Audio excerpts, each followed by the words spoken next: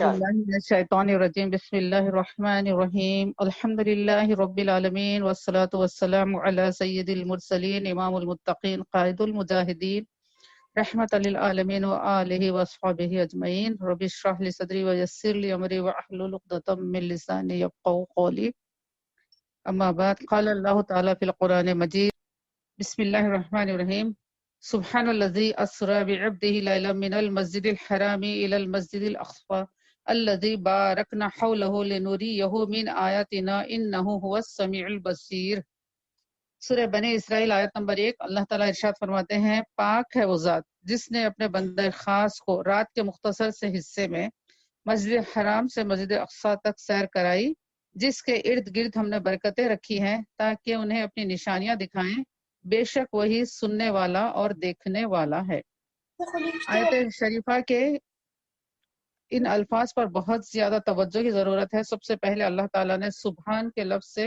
اپنے اسم مبارک سے اس آیت شریفہ کا آغاز کیا، یعنی کہ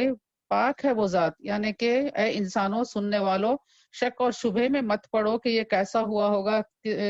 کیسے یہ ممکن ہے، کس طریقے سے آپ آسمانوں پر گئے ہوں گے، کس طریقے سے آپ واپس تشریف لائے ہوں گے، اس طریقے کی۔ اور یہ جو بحث ہوتی ہے کہ آپ جس میں اتھر کے ساتھ گئے یا پھر آپ کی صرف روح پاک معراج کی سعادت حاصل کی، یہ تمام بحثوں سے اپنے آپ کو محفوظ رکھو، کیونکہ یہ دعویٰ رب کریم کر رہا ہے۔ وہ رب کریم جس نے چاند اور سورج بنائے ہیں، آسمان اور زمین بنائے ہیں، وہ یہ چاہتا ہے کہ وہ اپنے خاص بندے کو، اپنے حبیب کو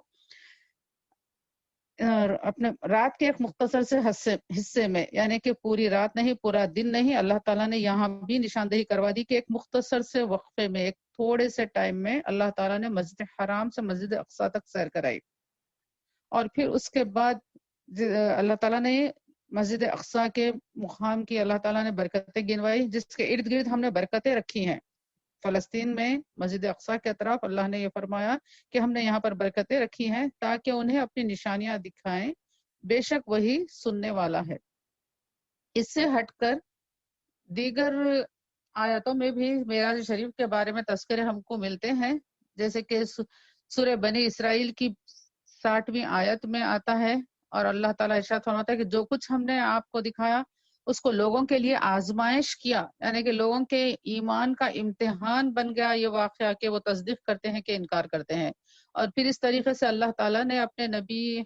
حضرت محمد مصطفیٰ صلی اللہ علیہ وآلہ وسلم کے قرب خاص کا تذکرہ سورہ نجم کی آیت میں کیا کہ وہ کتنی قربت اللہ تعالیٰ نے رسول اکرم صلی اللہ علیہ وآلہ وسلم کو عطا کی۔ تو یہ واقعہ جو ہوا ہے، جیسے کہ پچھلی کلاس میں ہم نے یہ سنا تھا کہ طائف کے سفر کے بعد رسول اکرم صلی اللہ علیہ وآلہ وسلم کے قلب مبارک پر گرانی اور خاطر اور حزن تھا کہ اللہ کے تبلیغ کی خاطر آپ سفر کیے، اللہ کی وحدانیت کی تعلیم آپ عام کرنے کے لیے اللہ کے بندوں کے درمیان تشریف لے گئے، لیکن وہاں کے لوگوں نے آپ کی نہ صرف یہ کہ آپ کی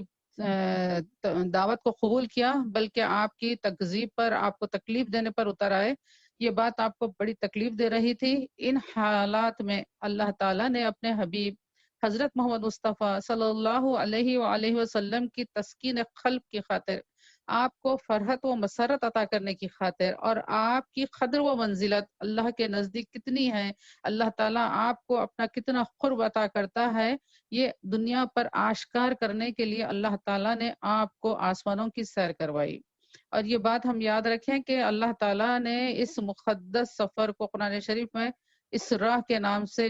بیان کیا ہے، یعنی کہ اسراء احادیث شریفہ میں اسراء و معراج سے بھی اس کو یاد کیا گیا ہے۔ اسراء کے معنی ہے رات میں لے جانا، اور معراج کا معنی ہے کمال عروج و بلندی، یعنی مسجد حرام کعبۃ اللہ سے بیت المقدس کا سفر اسراء کہلاتا ہے، اور بیت المقدس سے لے کے ساتوں آسمانوں اور سدرۃ المنتہا سے لامکان تک کی سیر کو معراج کہا جاتا ہے۔ اور یہ جو واقعہ رونما ہوا ہے، نبوت کا 12واں سال ہے، رجب کی 27ویں شب ہے، دوشنبہ یعنی کہ پیر کا دن ہے، اسی لیے 27 رجب کو ہم شب معراج کے نام سے یاد کرتے ہیں، عبادتیں کرتے ہیں، خاص اہتمام کرتے ہیں، تاکہ ہم کو بھی عبادتوں کے صدقے میں اللہ تعالی ہم پر عنایت فرمائے۔ اور پھر اللہ تعالیٰ نبی کریم صلی اللہ علیہ وسلم کو وہ نشانیاں بتایا جو کچھ اللہ تعالیٰ بتانا چاہتے تھے۔ اور یہاں پر یہ دیکھیے آیت مبارکہ میں جہاں پر اللہ تعالیٰ نے سبحان کا ذکر کیا، وہاں پر عبد کا بھی ذکر کیا ہے، یعنی کہ اللہ تعالیٰ نے اپنے بندے کو لے کر گیا ہے، بلایا ہے۔ تو یہاں عبد کے معنی یہ ہوتے ہیں کہ بندہ، یعنی کہ بندہ جب بنتا ہے جبکہ بندہ جسم اور روح کے ساتھ ہو۔ خالی صرف اگر روح کو کہنا ہے تو بندہ نہیں کہتے، ارواح کہا جاتا ہے، روح کہا جاتا ہے، عبد نہیں کہا جاتا۔ تو اللہ تعالیٰ نے یہاں پر تمام اشکال کو ختم کرتے ہوئے یہ الفاظ استعمال کیے، سبحان اور عبد، یعنی کہ وہ تو پاک ہے، ہر چیز جو وہ چاہتا ہے، وہ صاحب کن پیا کہاں ہے، وہ جو چاہے وہ کر سکتا ہے۔ اور نبی کریم صلی اللہ علیہ وآلہ وسلم کو اللہ تعالیٰ نے اپنا عبد کہا ہے، یعنی کہ عبد کا مطلب ہی یہ ہو گیا کہ آپ نے اپنے جسم اطہر کے ساتھ آپ نے معراج شریف کی سعادت حاصل کی، اور اپنے مبارک سر کی مبارک چشمان، اپنے مبارک آنکھوں کے ذریعے آپ نے ہمارے آقا صلی اللہ علیہ وآلہ وسلم نے اللہ تعالیٰ کا دیدار حاصل کیا۔ اور پھر تفصیلات یہ احادیث میں آتی ہیں کہ ماہ رجب کی 27ویں شب ہے، نبی اکرم صلی اللہ علیہ وآلہ وسلم خانہ کعبہ کے پاس اپنی چچازاد بہن حضرت ام ہانی رضی اللہ تعالیٰ عنہا کے مکان میں آرام فرما ہے۔ اللہ تعالیٰ کے حکم سے حضرت جبرائیل علیہ السلام لاکھوں فرشتوں کے ساتھ، جن کے ہاتھوں میں نورانی خندلیں تھیں، خدمت اقدس میں حاضر ہوتے ہیں، اور اپنے کافوری رخسار، یعنی کہ حضرت جبرائیل علیہ السلام کے جو رخسار ہیں، آپ کے جو گال ہیں، کافور کے ہیں، اور کافور سے ہم سب جانتے ہیں کہ ٹھنڈک محسوس ہوتی ہے۔ آپ نے اپنے رخسار کو نبی پاک صلی اللہ علیہ وسلم کے مبارک تلوؤں سے لگائے، اور اس کی ٹھنڈک سے آپ نے اپنی نورانی آنکھیں کھولی۔ جب حضرت جبرائیل علیہ السلام نے عرض کیا، اللہ تعالیٰ آپ کو سلام فرماتا ہے، اللہ تعالیٰ آپ کو وہ عزت و بزرگی عطا فرمائے گا اور اکرام کا اللہ تعالیٰ نے فیصلہ فرمائے گا کہ کائنات میں آپ سے قبل کسی کو اس طرح سے عزت و اکرام سے نہیں نوازا گیا، اور نہ آپ کے بعد کسی کو یہ اعزاز ملے گا۔ آپ کو اس بلند ترین مرتبے پر فائز کرے گا، آج تک نہ کسی نے سنا ہے اور نہ کسی انسان کے دل میں اس کا خیال آیا ہے۔ نبی اکرم صلی اللہ علیہ وآلہ وسلم زمزم کے کنویں کے پاس تشریف لے گئے، وہاں پر آپ کا سینہ اقدس چاک کیا گیا، ایمان و حکمت سے لبریز تشت آپ کے قلب اطہر میں ڈالے گئے۔ اس موقع پر آپ صلی اللہ علیہ وآلہ وسلم نے غسل کا ارادہ فرمایا، رب پاک کے پاس حاضر ہونا تھا، مبارک سفر تھا۔ آقا کریم صلی اللہ علیہ وآلہ وسلم نے اب غسل کا ارادہ فرمایا، اور اللہ تعالیٰ کے حکم سے رضوان جنت نے یاقوت کے لوٹوں میں جنت سے آب کوثر لائے۔ آپ صلی اللہ علیہ وآلہ وسلم نے اس پانی سے غسل فرمایا۔ اس کے بعد آپ کی خدمت میں نورانی لباس لایا گیا، اور وہ نورانی امامہ پیش کیا گیا جو حضرت آدم علیہ السلام کی پیدائش سے 7000 سال قبل آراستہ کیا گیا تھا، یعنی حضرت آدم علیہ السلام کی پیدائش سے پہلے 7000 سال پہلے رسول اکرم صلی اللہ علیہ وآلہ وسلم کے معراج شریف کے لباس کو تیار کیا گیا تھا، اور کس طریقے سے 40,000 فرشتے اس کی تعظیم میں کھڑے ہو کر اللہ تعالیٰ کی تسبیح و تحلیل کیا کرتے اور درود شریف کے نذرانے پیش کیا کرتے تھے۔ آپ صلی اللہ علیہ وآلہ وسلم کو جنتی لباس پہنایا گیا اور نورانی امامہ سر مبارک پر باندھا گیا، جس پر بجائے گل بوٹوں کے، جیسے کہ دنیاوی کپڑوں پر کچھ ڈیزائن ہوتا ہے، اس نورانی لباس پر کیا تھے نقش و نگار؟ محمد الرسول اللہ، محمد النبی اللہ، محمد خلیل اللہ، محمد حبیب اللہ، اس طریقے کے الفاظ آپ کے لباس سے مبارک پر تھے۔ اور سواری کے لیے جنت سے براق لایا گیا، جس کی تیز رفتاری کا یہ علم تھا کہ جہاں تک نظر پڑتی وہاں پر ایک قدم ہوتا تھا۔ اور جب براق آپ کے سامنے لایا گیا اور حضرت جبرائیل علیہ السلام نے رکاب تھامی، اور نبی کریم صلی اللہ علیہ وآلہ وسلم جب براق پر سواری کا ارادہ فرمائے تو براق بہت خوش ہو گیا کہ آج اللہ کا حبیب میری پیٹھ پر سوار ہونے کو ہے، اور بہت خوشی کے عالم میں وہ شوخی سے جھومنے لگا، ہلنے لگا۔ اور یہ جھومنا اور ہلنا بھی نبی کریم صلی اللہ علیہ وآلہ وسلم کی شان اقدس کے خلاف حضرت جبرائیل علیہ السلام نے تصور کیا، اور آپ نے براق کو ڈانٹا کہ اے براق خبردار،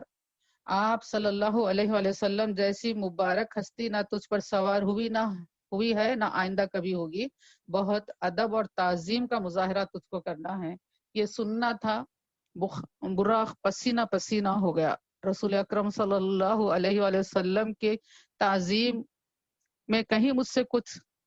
کمی نہ ہو جائے. یہ خوف کے ساتھ براق پسینہ پسینہ ہوتا ہے. اور آج ہم انسانوں کا یہ عالم ہے کہ ہم اپنے نبی پاک صلی اللہ علیہ وآلہ وسلم کی تعلیمات پر غور و فکر نہیں کرتے، سیرت طیبہ کو اپنانے کی کوشش نہیں کرتے، احادیث مبارکہ پر غور و فکر نہیں کرتے، رسول اکرم صلی اللہ علیہ وآلہ وسلم کی محبت اپنے اور اپنے اہل و عیال کے، اپنی اولاد کے دلوں میں ڈالنے کی ہم کوشش نہیں کرتے، اپنے گھروں کو نبی کریم صلی اللہ علیہ وآلہ وسلم کے اسوے اور سیرت کے مطابق نمونہ بنانے کی ہم کوشش نہیں کرتے. اللہ تعالی ہم سب کو توفیق عطا فرمائے عمل کی. تو اس طریقے سے براق جب سنبھل گیا، نبی کریم صلی اللہ علیہ وآلہ وسلم اس پر آپ جب سوار ہوئے تو جبرائیل علیہ السلام نے رکاب تھاما اور میکائیل علیہ السلام نے لگام پکڑی اور آپ کے ساتھ جلوس کی شکل میں رسول اکرم صلی اللہ علیہ وسلم کو مسجد حرام سے بیت المقدس کی طرف لے جایا جا رہا ہے. اور پھر لاکھوں کے فرشتے آپ کے سامنے، آپ کے دائیں بائیں ہیں، پیچھے ہیں، اور ان کے ہاتھوں میں نور کی قندیلیں ہیں. جب یہ مبارک نورانی جلوس چل رہا ہے، راستے میں کسی نے آواز دی، ذرا ٹھہریے، مجھے کچھ دریافت کرنا ہے. پھر یہی آواز بائیں طرف سے بھی سنائی دی. رسول اکرم صلی اللہ علیہ وآلہ وسلم نے فرمایا، میں نے ان آوازوں پر توجہ نہیں دی. اور پھر تھوڑا آگے بڑھنے کے بعد ایک خوبصورت عورت بڑے ناز و اندام کے ساتھ متوجہ کرنا چاہیے، لیکن رسول اللہ صلی اللہ علیہ وآلہ وسلم نے بتایا کہ میں نے منہ پھیر لیا. اور پھر جبریل علیہ السلام نے بتایا کہ یا رسول اللہ صلی اللہ علیہ وآلہ وسلم، دائیں طرف کی جو آواز آپ کو آئی تھی کہ ذرا ٹھہریے، مجھ کو کچھ پوچھنا ہے، تو وہ آواز یہودیت کی تھی. اور بائیں طرف کی بھی ایسی ہی جو آواز آ رہی تھی وہ عیسائیت کی تھی. اگر آپ توجہ دیتے تو آپ کی امت بھی یہودیت یا نصرانیت کی شکار ہو جاتی. اور پھر جو خوبصورت عورت آپ کو اپنی طرف متوجہ کرنا چاہ رہی تھی وہ دنیا کی مثال تھی. دنیا آپ کو اپنی طرف متوجہ کرنا چاہ رہی تھی اور آپ نے اس سے بے رغبتی کا اظہار کیا. اگر آپ اس کی طرف توجہ فرماتے، آپ صرف دیکھ بھی لیتے، تو آپ کے امتی دنیا دار ہو جاتے. آج جتنے بھی آقا کی امت میں صلحاء ہیں، اولیاء ہیں، یہ سب ہمارے آقا کے اس مبارک ادا کا صدقہ ہے کہ رسول اکرم صلی اللہ علیہ وآلہ وسلم کے اس مبارک عمل کی طرف سے نیکوکار آج امت میں قائم ہیں. پھر اس کے بعد ایک ایسی عورت نظر آئی جو کہ بالکل بوڑھی ہو چکی تھی، جس کی عمر بالکل کم لگ رہی تھی کہ اب بہت قریب اس کا وقت آ جائے گا، یہ انتقال کر جائے گی یا مر جائے گی. یہ عورت کو بتا کر جبریل علیہ السلام نے کہا کہ یا رسول اللہ صلی اللہ علیہ وآلہ وسلم، اس بڑھیا کو دیکھ کر آپ دنیا کی عمر کا اندازہ کیجئے. تو ہم کو بھی سمجھنا چاہیے کہ دنیا کتنی جلد ختم ہونے والی ہے، فنا ہونے والی ہے. اس واقعے کو بھی گزر کر 1450 سال گزر چکے ہیں. یہ مبارک قافلہ آگے چل رہا ہے. راستے میں ایک جگہ کھجوروں کے درختوں کے جھنڈ نظر آئے. جبریل علیہ السلام نے کہا کہ یہ آپ کا دارالحجرت ہوگا، یعنی مکے سے آپ ہجرت فرما کر ادھر کی سرزمین پر آپ تشریف لائیں گے. تو یہاں اتر کر ہمارے آقا صلی اللہ علیہ وآلہ وسلم نے 2 رکعت نفل نماز پڑھی. اور پھر جبریل علیہ السلام نے طور سینا پر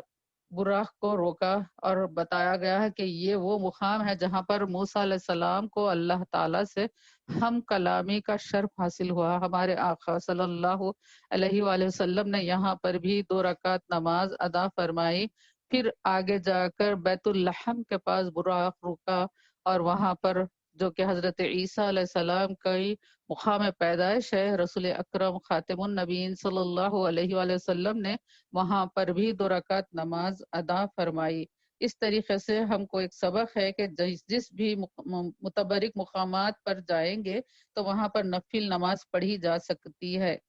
اور پھر اس سفر کے آخری منزل جو تھی وہ مسجد اقصی تھی. وہ سرزمین شروع ہوئی جہاں پر برکتیں ہی برکتیں ہیں، جس کا ذکر اللہ تعالیٰ نے اپنے کلام میں کیا ہے. اور وہاں پر رسول اکرم صلی اللہ علیہ وآلہ وسلم آپ براق سے نیچے تشریف لائے اور اس چٹان سے اس کو باندھا جہاں پر دیگر انبیاء باندھا کرتے تھے. فرشتوں کا بہت زیادہ کثیر تعداد وہاں پر آپ کے استقبال کے لیے موجود تھا، اور ان کے زبانوں پر یہ الفاظ تھے: السلام علیکہ یا رسول اللہ، السلام علیکہ یا اولو یا آخرو یا حاشرو.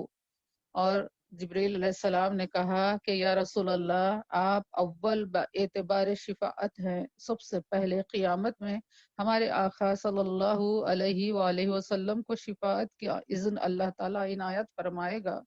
اور پھر انبیاء کے سلسلے کے اعتبار سے آپ آخر ہیں، اسی لیے یا آخر کہا گیا. اور حاشر اس لیے کہا گیا کہ آپ صلی اللہ علیہ وسلم کی امت کا اولین حشر ہوگا.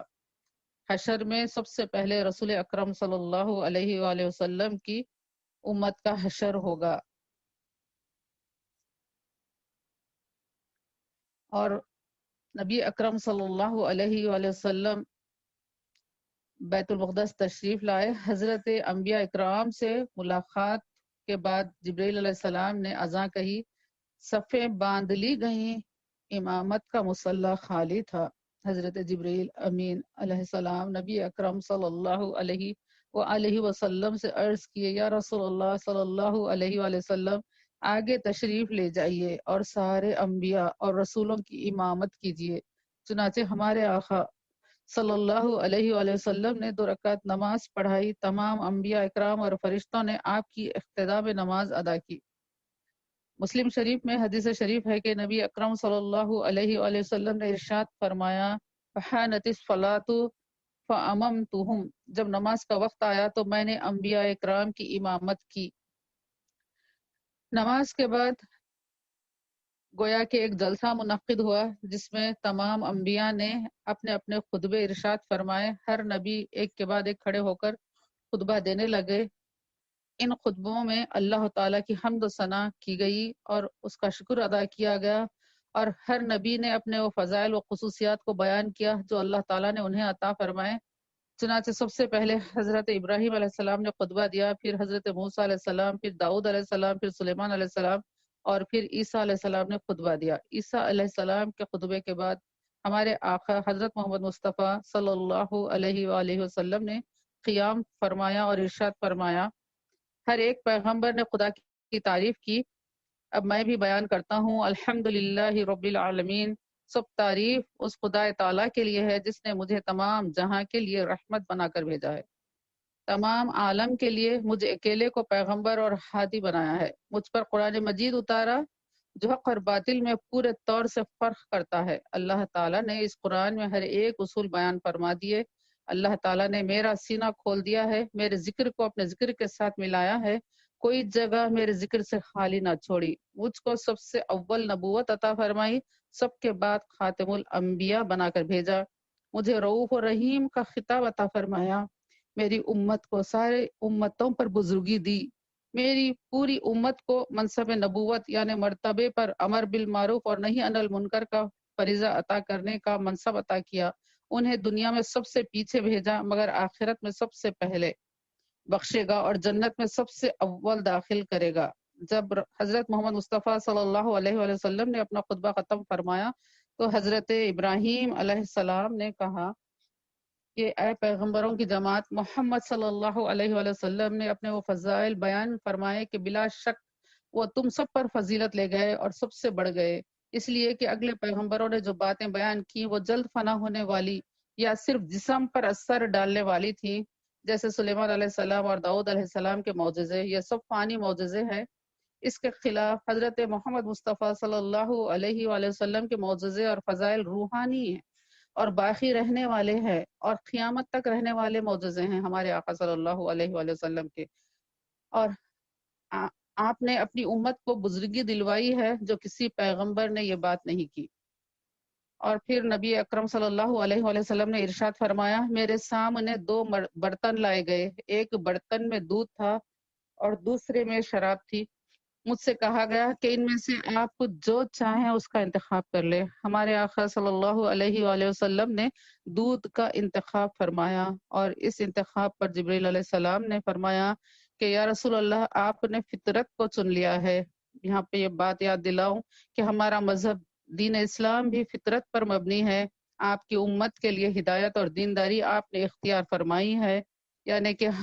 اللہ تعالیٰ نے ہم کو واضح طور پر بتا دیا ہے کہ حق کیا ہے اور باطل کیا ہے، کس طریقے سے اللہ کی رضا کو پا سکتے ہیں، کس طریقے سے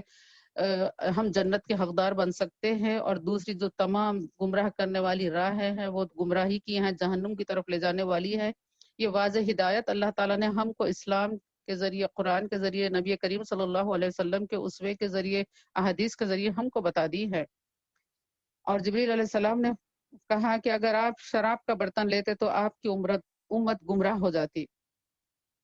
اب یہاں سے بیت المقدس سے آسمانوں کا سفر شروع ہوتا ہے۔ وہاں سے ایک بہت ہی نورانی خوبصورت سیڑھی لگائی گئی، جس کے بارے میں کہا جاتا ہے، سیرت کی کتابوں میں آیا ہے کہ ایک سیڑھی کی پٹی چاندی کی تھی اور ایک سیڑھی دوسری پٹی جو ہے سونے کی تھی، اور اس کے آخر جو سرے تھے وہ موتی اور جواہرات سے آراستہ کیے ہوئے تھے۔ یہ سیڑھی کا ایک حصہ زمین پر تھا تو دوسرا سرا آسمان کے دروازے سے ملا ہوا تھا، اور ایک سرا یاقوت کا تھا تو دوسرا سرا سبز زمرود کا تھا۔ اس سیڑھی کے بھی دونوں جانب فرشتے صف بستہ یعنی کہ ہاتھ باندھ کر کھڑے ہوئے تھے اور آپ کی خدمت میں سلام پیش کر رہے تھے۔ اس سیڑھی سے آپ پہلے آسمان پر تشریف لے گئے، پھر آسمانوں کی سیر شروع ہوئی۔ مختلف طبقات پر مختلف انبیاء اکرام نے آپ کا استقبال کیا۔ ہر آسمان پر ہر ایک نبی سے ملاقات ہوتی رہی، اور آپ کے لیے استقبال کے لیے انبیاء وہاں پر موجود تھے۔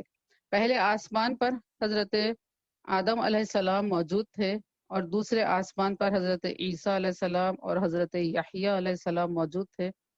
تیسرے آسمان پر حضرت یوسف علیہ السلام، چوتھے آسمان پر حضرت ادریس علیہ السلام، پانچویں آسمان پر حضرت ہارون علیہ السلام، اور چھٹویں آسمان پر حضرت موسیٰ علیہ السلام، ساتویں آسمان پر ابو الانبیاء حضرت سیدنا ابراہیم علیہ السلام سے آپ صلی اللہ علیہ وآلہ وسلم کی ملاقات ہوئی۔ حضرت ابراہیم علیہ السلام نے آپ کا استقبال کیا، اور سبھوں نے کہا کہ آپ دیدار الہی کی صلاحیت رکھنے والے نبی ہیں، مبارک، مرحبا مرحبا۔ اور حضرت ابراہیم علیہ السلام کے تعلق سے آتا ہے کہ آپ ساتویں آسمان پر بیت المعمور کو آپ ٹیک لگا کر آپ تشریف رکھے ہوئے تھے۔ بیت المعمور وہ کعبہ ہے جو کہ زمین پر جو کعبہ ہے اس کے ٹھیک اوپر آسمانوں پر جو کعبہ ہے اس کو بیت المعمور کہا جاتا ہے۔ دنیا میں بندہ جو نیکیاں کماتا ہے، اللہ تعالیٰ اس کے مطابق اس کو اپنے فضل سے زیادہ کر اللہ تعالیٰ اجر عطا فرماتا ہے۔ کعبے کے معمار حضرت ابراہیم علیہ السلام کو اللہ تعالیٰ نے آسمانوں پر بھی کعبے کا سایہ میں تشریف رکھنے کا اللہ تعالیٰ نے آپ کو سعادت عطا کی، وہاں پر حضرت ابراہیم علیہ السلام تشریف فرماتے۔ اور پھر معراج کی شب اللہ تعالیٰ نے آپ کو اپنے دیدار سے مشرف کیا، اور مختلف مقامات پر جنت اور دوزخ کا مشاہدہ کروایا، اور پھر کئی ایسے باتیں، نظارے اللہ تعالیٰ نے اپنے حبیب کو کے مشاہدے میں لائی، جس سے کہ انسانیت کو ایک درس ملے کہ اللہ تعالیٰ کے نافرمانی کرنے سے کس طریقے کا انجام ہوتا ہے۔ تو پہلے آسمان پر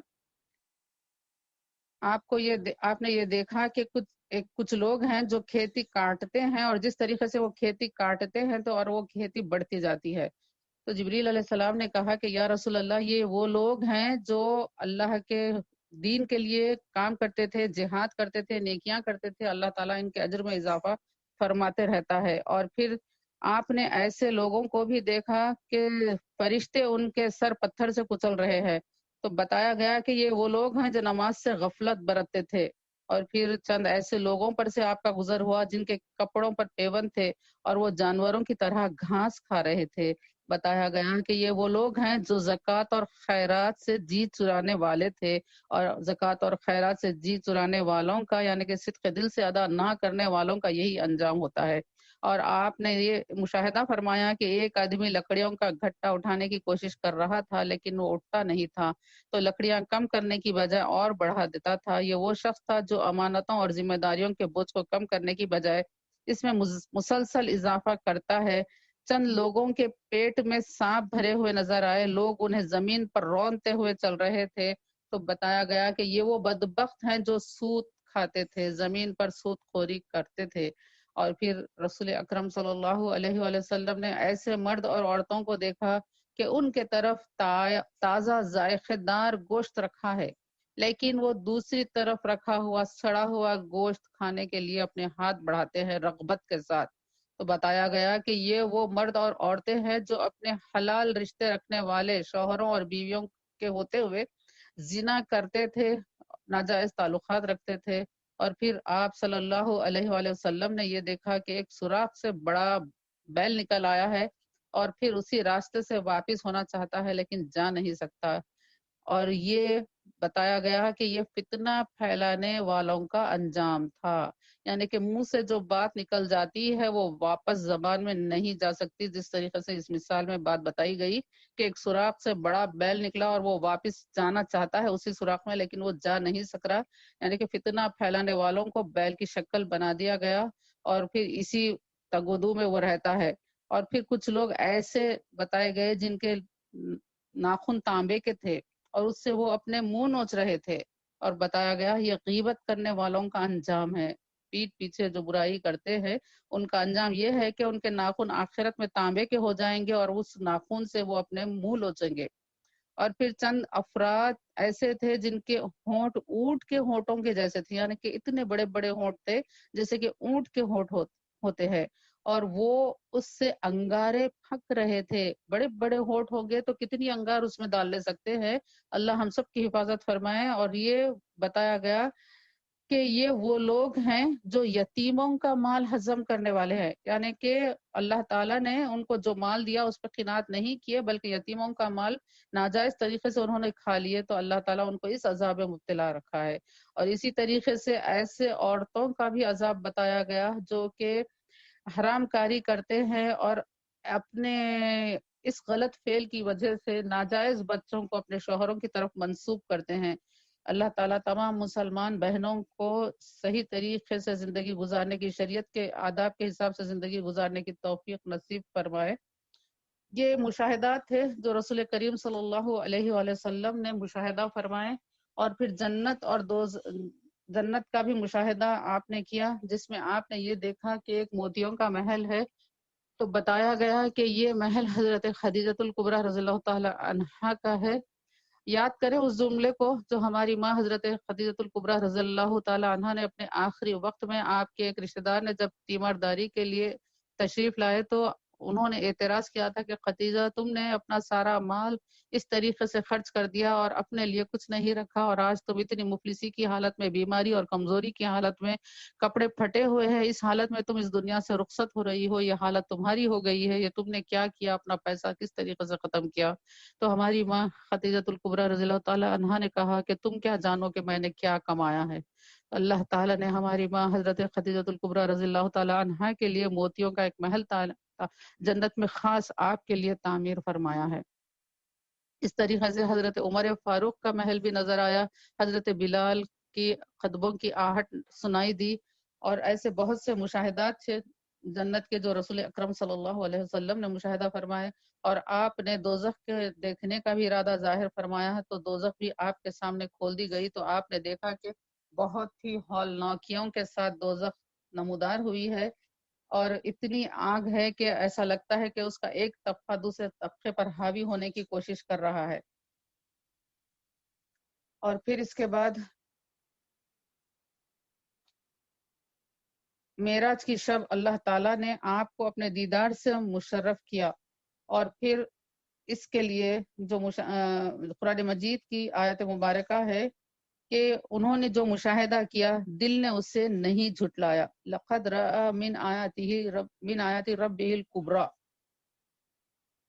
بے شک انہوں نے اپنے رب کی نشانیوں میں سب سے بڑی نشانی کا مشاہدہ کیا۔ سورہ نجم سب سے بڑی نشانی جلوہ حق ہے۔ اسی طریقے سے حضرت عبداللہ ابن عباس نے فرمایا بے شک حضرت محمد مصطفیٰ صلی اللہ علیہ وآلہ وسلم نے اپنے رب کا 2 مرتبہ دیدار کیا ہے، اور حضرت ابن عباس کے علاوہ حضرت ابی بن کعب اور حضرت عبداللہ بن شقیق نے بھی یہی فرمایا ہے۔ حضرت عبداللہ بن شقیق رحمۃ اللہ رضی اللہ تعالیٰ عنہ نے فرمایا کہ میں نے حضرت ابو ذر رضی اللہ تعالیٰ عنہ سے عرض کیا کہ اگر مجھے رسول اللہ صلی اللہ علیہ وآلہ وسلم کے دیدار کی سعادت حاصل ہوتی تو ضرور نبی اکرم صلی اللہ علیہ وآلہ وسلم سے دریافت کرتا۔ تو حضرت ابو ذر رضی اللہ تعالیٰ نے پوچھا کہ کیا دریافت کرتے؟ تو انہوں نے بتایا کہ میں یہ دریافت کرتا کہ یا رسول اللہ کیا آپ نے اپنے رب کا دیدار کیا ہے؟ تو حضرت ابو ذر رضی اللہ تعالیٰ عنہ نے فرمایا کہ میں نے نبی اکرم صلی اللہ علیہ وآلہ وسلم سے اس سلسلے میں دریافت کیا تھا تو آپ نے فرمایا میں نے نور حق کو دیکھا ہے۔ اور حضرت امام احمد بن حنبل رحمۃ اللہ علیہ سے اس بارے میں پوچھا گیا تو آپ نے فرمایا میرا مذہب وہی ہے جو حضرت ابن عباس عنہما کا ہے رضی اللہ تعالیٰ عنہما کا ہے کہ نبی اکرم صلی اللہ علیہ وآلہ وسلم نے رب کو دیکھا دیکھا دیکھا دیکھا دیکھا۔ آپ اسی طریقے سے کہتے رہے جب تک کہ آپ کی سانس نہ رکے۔ اور پھر سفر معراج کس طریقے سے ہوا اور پھر اس کی کس طریقے سے یہ سواریاں رہی، اس کو سیرت نگاروں نے بہت اچھے انداز میں لکھا ہے۔ معراج کی رات نبی اکرم صلی اللہ علیہ وآلہ وسلم 5 سواریوں پر سوار ہوئے، یعنی کہ 5 قسم کی سواریاں استعمال میں آئیں۔ پہلی ہے مکہ شریف سے بیت المقدس تک براق پر، اور دوسری بیت المقدس سے لے کر آسمان اول تک نور کی سیڑھی، پھر آسمان اول سے 7ویں آسمان تک فرشتوں کے پروں پر، پھر سدرۃ المنتہا تک، 7ویں آسمان سے سدرۃ المنتہا تک جبریل علیہ السلام کے بازوؤں پر، سدرۃ المنتہا سے عرش تک رف رف پر، عرش سے او ادنا کے مبارک مقام تک ہمارے آقا صلی اللہ علیہ وآلہ وسلم کے مبارک قدموں کے علاوہ کسی سواری میں یہ تاب نہیں تھی کہ وہ ہمارے آقا صلی اللہ علیہ وآلہ وسلم کے ساتھ وہاں پر تشریف لے جاتی۔ اس سفر کے مکمل ہونے کے بعد نبی کریم صلی اللہ علیہ وسلم جب واپس تشریف لائے تو قوم میں اعلان فرمایا۔ سفر سے واپسی کے بعد رسول اکرم صلی اللہ علیہ وسلم نے جب آپ نے یہ اعلان فرمایا آج کی شب یہ معاملہ ہوا ہے تو انکار کرنے والوں نے انکار کیا، اور سیرت نگاروں نے کہا کہ ان کا یہ انکار سے یہ پتہ چلتا ہے کہ معراج شریف جسمانی ہوئی تھی، اگر صرف روحانی معراج کی بات ہوتی تو وہ انکار نہ کرتے۔ اور معراج کی شب اللہ تعالیٰ نے حضور اکرم صلی اللہ علیہ وسلم کو جو تحفے عنایت فرمائے ان عظیم و بابرکت تحفوں میں ایک تحفہ نماز کا ہے۔ حضور اکرم صلی اللہ علیہ وآلہ وسلم جب 50 نمازوں کا تحفہ لے کر واپس ہو رہے تھے، حضرت موسیٰ علیہ السلام سے آپ کی ملاقات 6ویں آسمان پر ہوئی اور انہوں نے درخواست کی کہ یا رسول اللہ آپ کی امت پر 50 نمازیں بھاری ہوں گی، آپ اللہ تعالیٰ سے عرض کیجئے کہ اس میں تخفیف یعنی کہ کمی کی جائے۔ چنانچہ نبی اکرم صلی اللہ علیہ وآلہ وسلم اللہ تعالیٰ کی بارگاہ میں حاضر ہوتے رہے اور نمازوں کی تخفیف کے لیے درخواست کرتے رہے، یہاں تک کہ 5 نمازیں مقرر کی گئی اور اللہ تعالیٰ نے یہ اعلان فرمایا کہ میری بات اٹل ہے، میں نے 50 نمازوں کا ثواب لکھ دیا تھا، یہ ثواب برابر مل کر رہے گا، 5 نمازیں رہیں گی لیکن ثواب 50 نمازوں کا ملے گا۔ تو گویا ہم ایک وقت کی ایک نماز صحیح ادا کرتے ہیں تو 10 نمازوں کا ثواب انشاءاللہ تعالی ملے گا۔ اللہ تعالی ہم سب کو نماز صحیح طریقے سے پڑھنے کی توفیق عطا فرمائے۔ معراج کے سفر سے واپسی کے بعد حضرت ابوبکر صدیق رضی اللہ تعالیٰ عنہ نے آپ کے اس مبارک سفر کی تصدیق فرمائی۔ کفار اور مشرکین تمسخر کر رہے تھے کہ کس طریقے سے کوئی انسان رات کے ایک حصے میں مسجد حرام سے مسجد اقصی جا سکتا ہے جبکہ وہ 2-3 مہینے کی مسافرت پر تھا اس زمانے میں، اور پھر کس طریقے سے آسمانوں کی سیر ہو سکتی ہے اور پھر وہ واپس اپنی زندگی کے ساتھ زمین پر آ سکتے ہیں۔ تو لہٰذا کفار یہ انکار کر رہے تھے اور انہوں نے یہ سوچا کہ آج یہ بات رکھ کر ہم حضرت ابوبکر صدیق رضی اللہ تعالیٰ عنہ کو ان کا امتحان لیں گے، ان کے لیے یہ بات رکھ دیں گے کہ کس طریقے سے آج وہ اپنے خاص دوست کی کس طریقے سے وہ بات کو تسلیم کرتے ہیں۔ تو جب آپ کے سامنے یہ بات رکھی گئی حضرت ابوبکر صدیق رضی اللہ تعالیٰ عنہ نے فرمایا کہ جب میرے آقا صلی اللہ علیہ وآلہ وسلم یہ بات فرماتے ہیں تو میں اس کی تصدیق کرتا ہوں، کیونکہ میں نے تو یہ دیکھا ہے کہ رات کے ایک مختصر سے حصے میں، کیا دن میں ہمیں آسمان سے فرشتہ آپ کے پاس آتا ہے اور جاتا ہے، تو کیا رسول اکرم صلی اللہ علیہ وآلہ وسلم آپ تشریف لے جا کر واپس نہیں آ سکتے؟ اس طریقے سے حضرت ابوبکر صدیق رضی اللہ تعالیٰ نے تصدیق فرمائی، اور آپ صدیق کے لقب سے آپ کو سرفرازیت نصیب ہوئی۔ اور پھر رسول اکرم صلی اللہ علیہ وآلہ وسلم جب آپ واپس تشریف لائے زمین پر، تو آپ نے یہ دیکھا کہ یہاں پر ایک لڑکی پانی بھر رہی ہے، اور پانی کا جو گھڑا اس نے بھر لیا ہے وہ اٹھا کر اپنے سر پر اٹھانے کے کوشش کر رہی ہے، لیکن اٹھا نہیں پاتی ہے۔ تو ہمارے آقا صلی اللہ علیہ وآلہ وسلم نے اس لڑکی کا پانی کا گھڑا آپ اپنے اوپر اٹھا لیا اور اس سے دریافت کیا کہ کدھر جانا ہے، تو لڑکی نے گھر بتایا کہ مجھ کو یہ پانی وہاں تک پہنچانا تھا۔ تو رحمت للعالمین صلی اللہ علیہ وآلہ وسلم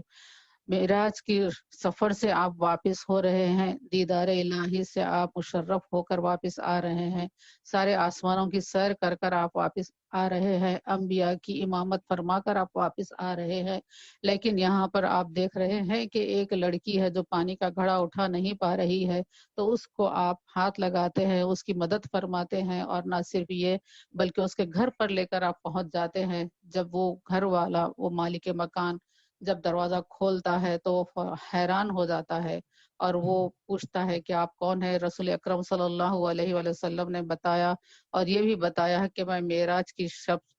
کے سفر سے ابھی واپس آیا ہوں۔ تو وہ گھر یہودی کا تھا، اس یہودی نے فوراً کلمہ توحید پڑھا اور اسلام میں داخل ہوا۔ اس سے ظاہر ہوا کہ اخلاق حسنہ کی وجہ سے اسلام پھیلتا رہا، اور اخلاق کی وجہ سے اسلام اور پھیلتا رہے گا۔ مسلمانوں کو چاہیے کہ وہ نبوی اخلاق کے آئینہ دار بن کر تبلیغ کا کام کریں، اپنے اخلاق کے ذریعے لوگوں کو گرویدہ کریں، اور رسول اکرم صلی اللہ علیہ وآلہ وسلم کے جو حقوق ہم پر واجب ہیں اس کو ہم ادا کریں۔ اللہ تعالی ہم سب کی مدد فرمائے، اور اللہ تعالی ہر سنے ہوئے علم کو اللہ تعالی ہمارے لیے علم نافع بنائے۔ وآخر دعوانا ان الحمد للہ رب العالمین۔